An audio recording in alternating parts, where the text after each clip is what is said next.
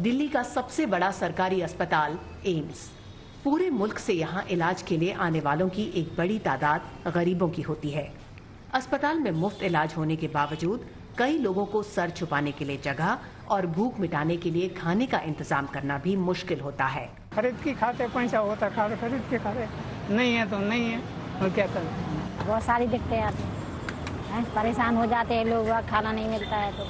रमजान के मौके पर ऐसे ही लोगों को राहत देने की कोशिश है इफ्तार फॉर ऑल। इस मुहिम के जरिए उन रोजेदारों और दूसरों को खाना खिलाया जा रहा है जो इसकी सकत नहीं रखते। यहाँ पे मरीज और उनके तीमारदार हैं, तो वो बहुत मजबूरी हालत में ही कोई यहाँ आता है, कोई खुशी से यहाँ है नहीं, तो उनको बांटा। फिर हम लोग मुसाफिरों को ढूंढा, स्टेशन के पास हमने किया। सोशल मीडिया के जरिए एक दूसरे से राब्ते बनाने वाले इस ग्रुप में हिंदू और मुसलमान दोनों शामिल हैं।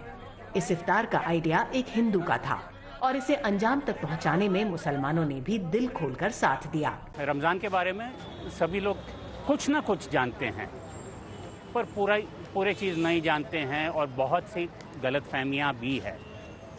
और ये भी होता है अमूमन कि ये सिर्फ मुसलमानों तक ही सीमित रहती है। हम ये चाहते थे कि हिंदू मुसलमान सब मिलकर कुछ ना कुछ अच्छा चीज़ करे। टोपी को लेके एक डर पैदा कर दिया गया, इस लिबास से लोगों को डर लग रहा है, तो हमें वो डर तोड़ना है। वो जो दूरी है ना, उसको ख़त्म करनी पड़ेगी, समझाना पड़ेगा कि देखो हम में और तुम में कोई फर्क है ही नहीं। दिलचस्प बात यह है कि इस इफ्तार में सिर्फ रोजा खोलने वाले मुसलमान ही शामिल न थे। भूख ना हिंदू है ना मुसलमान है, भूख है। और अगर भूख मिठाए किसी के भूख में काम आए तो जो भी अल्लाह ईश्वर जो भी है वो खुश रहेगा। हमको ऐसा खाना अच्छा लगा, बहुत अच्छा खाना लगा।